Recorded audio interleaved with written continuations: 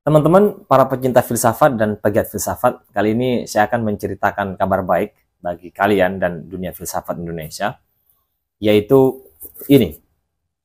Ya, buku Filsafat untuk Pemalas, salah satu buku berbau filsafat yang berhasil ditulis dengan model mengikuti tren kekinian.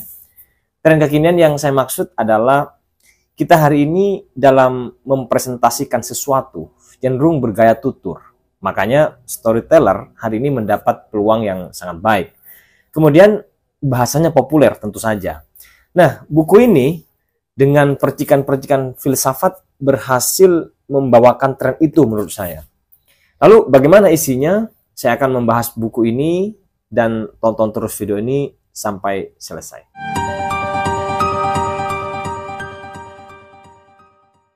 Hari ini semaraknya adalah semangat visualisasi, yaitu melalui media sosial dan platform lainnya.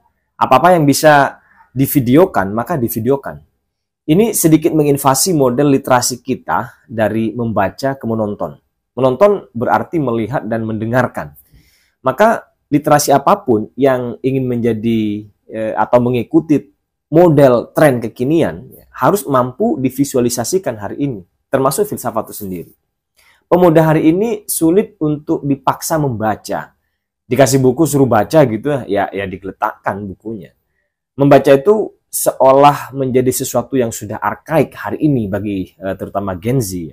Mereka bukan berarti tidak suka dengan pemikiran. Suka ya. Namun cara mereka menyerap pemikiran itu bukan melalui buku, bukan melalui membaca, tetapi dari video-video, dari tontonan. Karena itulah saya juga tertarik kemudian untuk membahas buku ini melalui video ini. Namun demikian, tulisan tetaplah dibutuhkan karena video juga kadang diawali dengan sebuah skrip ya, yang ditulis. Tetapi cara menulisnya biasanya seperti bertutur. Nah, buku ini disajikan secara bertutur, suatu cara yang khas dan mungkin baru ya di dunia filsafat. Di era Plato, filsafat itu disampaikan secara berdialog. Yang pernah pakai model dialog di Indonesia ini adalah Tan Malaka ya. Tapi tidak semua karya dia menggunakan dialog. Yang pernah saya baca itu buku yang berjudul Merdeka 100%. Ini tentu tantangan bagi para pegiat filsafat untuk memberikan suatu alternatif yang bisa membuka jalan bagi para anak-anak muda untuk bisa menyukai filsafat. Oke, kita masuk ke pembahasan isi buku ini ya. Ada satu pertanyaan yang bisa kita gunakan untuk mengawali membaca buku yang keren ini menurut saya, yaitu apa itu malas dan siapa pemalas itu. Saya membahas pertanyaan ini dengan beberapa teman, ya. Saya mencoba mendiskusikan itu. Waktu itu kita sepakat bahwa malas itu tidak mau ngapa-ngapain, jadi diam. Maka pemalas adalah orang yang tidak mau ngapa-ngapain. Orang tidak mau ngapa-ngapain berarti ya diam gitu. Jika demikian, apakah menjadi pemalas itu negatif? Jawabannya bergantung. Dari perspektif semangat bekerja, maka malas itu negatif ya, karena tidak menghasilkan apapun. Namanya malas diam nggak ngapa-ngapain. Tetapi dari perspektif perbuatan yang merusak, maka malas lebih baik ya. Menjadi pemalas lebih baik dari tawuran misalnya. Malas lebih baik dari mencuri, malas lebih baik dari korupsi dan seterusnya. Jika demikian, mengapa pula pemalas ini diberi filsafatnya? Sebagaimana judul buku ini, Filsafat untuk Pemalas. Di dalam buku ini ada beberapa kata atau istilah yang sering dijadikan objek kritik. Di antaranya misalnya cuti nalar, tuna pustaka, defisit otak, otak cingkrang. Kata-kata ini banyak sekali disebutkan di sana-sini di dalam buku ini sebagai satu padanan ya, yang bisa saling mengganti satu sama lain. Saya ambil salah satu konteks penggunaan kata itu ya, misalnya di halaman 5 kalau nggak salah di sini ya. Nah, di situ dikatakan kira-kira begini. Selama manusia tetap berpikir, persoalan tetap ada. Senyampang manusia tidak cuti nalar, defisit ilmu dan tuna pustaka teramat banyak yang akan mengganggu pikiran, menikam jantung kesadaran, menghantam benak dan meremukkan nurani. Bahkan dalam tidur pun otak tidak berhenti bekerja, mengolah data, bermimpi dan menerima wahyu. Jadi ini ingin menekankan bahwa berpikir itu ya khas yang sangat manusiawi. Kalau tidak berpikir ya justru bukan manusia. Makanya manusia kadang disebut sebagai animali rationale, makhluk yang berpikir. Kata dan frasa itu kalau kita hitung lebih dari 100 kali mungkin ya digunakan di dalam buku ini. Umumnya sebagai ejekan bagi mereka yang tidak berpikir, malas mencari ide-ide atau pendeknya malas berfilsafat lah. Kemudian istilah-istilah lain yang juga banyak dipakai yaitu kata atau frase misalnya tuna asmara, jomblo, ya, jomblower, ya, zerogami. Ya. Deretan kata-kata ini sebagai padanan yang pemakaiannya juga gonta-ganti, ya, saling kadang menggunakan jomblower, kadang menggunakan tuna asmara dan seterusnya di beberapa tempat. Menurut saya penggunaan kata atau frasa ini lebih kepada mencairkan suasana bagi pembaca, biar dahi tidak terlalu mengkerut gitu ya, karena topik-topik filsafat. Saya ambilkan contohnya misalnya ada di halaman 3. Kita coba lihat ya. Ini konteksnya bahwa setiap orang adalah filsuf ya, paling tidak bagi dirinya sendiri. Kata-katanya atau kalimatnya kira-kira berbunyi begini. Jomblo alias tuna asmara juga filosofis loh. Keren. Dan tentu saja ramah lingkungan. Tak bikin macet pada malam minggu. Jomblo kan di rumah aja ya, nggak malam mingguan, nggak keluar rumah kira-kira. Jadi dalam konteks untuk menekankan bahwa semua dari kita ini punya masalah, punya problem. Nggak kalah peliknya dengan masalah orang lain kira-kira. Karena itu ketika kita memikirkan setiap masalah yang kita punya, ya itu berarti kita filsuf pada level tertentu kira-kira. Dan itu tidak bisa dipertukarkan atau diperbandingkan dengan masalah orang lain. Kata buku ini, menjalani hidup orang lain sehebat apapun bukanlah tandingan bagi hidup Anda. Tak ada hidup yang lebih wow untuk ditempuh selain hidup Anda. Kira-kira begitu. Jadi singkatnya, buku ini mengajak kaum pemalas dan kaum pendiam tadi ya untuk merefleksikan hal-hal yang paling dekat dengan kita. Dalam hal ini adalah diri kita sendiri. Misalnya tertawa, kemudian tidur, profesi yang kita jalani setiap hari dan seterusnya. Tertawa misalnya.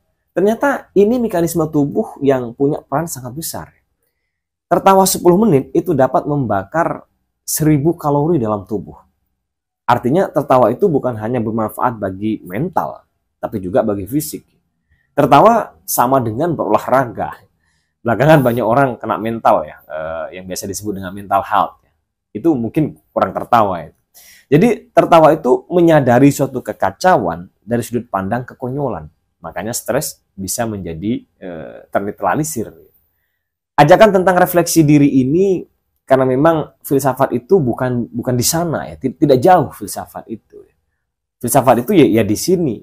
Yang itu kalau kita telusuri dengan sungguh-sungguh, kita akan menemukan terowongan-terowongan yang jauh lebih dahsyat dan lebih pelik dari terowongan Hamas yang ada di Palestina itu ya.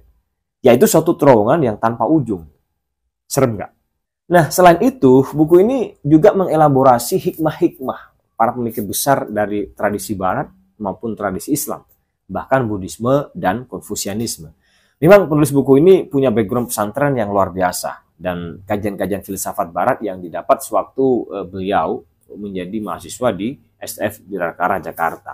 Di situ kita akan menemukan tokoh-tokoh besar seperti Plato, Socrates, Aristoteles, Immanuel Kant, Friedrich Nietzsche, Slavoj Žižek, Ibnu Khaldun, dan seterusnya. Yang disadikan hikmah-hikmah pemikirannya, lalu disajikan dengan gaya bahasa bertutur dan plot yang menurut saya sangat khas Gen Z banget hari ini. Misalnya saya ambil contoh tulisan berjudul Socrates bertamu ke saya. Artikel ini dimulai dengan menuturkan orang-orang yang datang ke penulis dengan membawa sejumlah pertanyaan.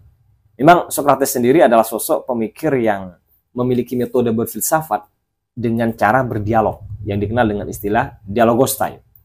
Ya sedihnya nanti dialog Socrates ini tidak menemukan jawaban yang disebut dengan aporetik. Jawaban yang ditemukan ya bahwa Socrates dan yang diajak berdialog itu sama-sama tidak tahu apa yang mereka dialogkan. Dan masih banyak hikmah-hikmah yang bisa dibaca di dalam buku ini. Setidaknya ada 48 artikel yang bisa menemui kita, para pemalas, untuk merefleksikan diri, untuk menertawakan hidup kita sendiri sebagai suatu ekspresi melihat kekacauan dari sudut kekonyolan tadi. Dan dari sekian artikel itu kita bebas mau membaca dari mana saja, dari awal, dari tengah, dari belakang, nggak apa-apa. Karena memang tidak dibuat untuk struktur seperti itu. Akhirnya sebagai sebuah penutup, saya ingin mengutip pelatih sepak bola yang pernah melatih Barcelona. Saya mendapat kutipan ini dari The Grand Habib Muhammad Hilal ya.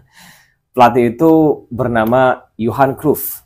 Dia kalau tidak salah berasal dari Belanda, seorang pelatih yang terkenal ya, namanya pamor di dunia sepak bola.